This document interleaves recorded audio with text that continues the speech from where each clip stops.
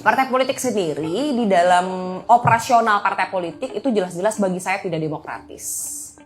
Ya, terserah mau semua partai tersinggung atau tidak. Tapi saya menyarankan untuk para penonton, penyelenggara, Bapak Ibu sekalian yang hadir di sini, baca ADART partai politik. Saya membaca ADART semua partai politik yang lolos parlemen.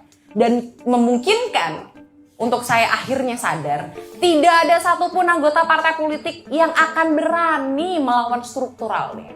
Karena di dalam ADART-nya vulgar banget.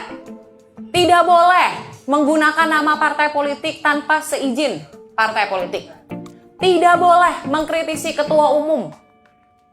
Tidak boleh bertindak di luar agenda partai politik.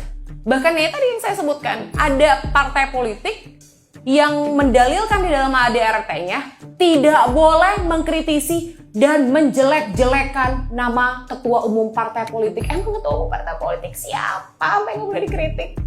Jadi Anda bayangkan, SDM yang Anda pilih di pilkada, di pemilu, adalah mereka yang lahir dari kelas bernama partai politik yang tidak pernah diajarkan argumentasi, critical thinking, keberanian melawan. Apa yang Anda harapkan dari situ?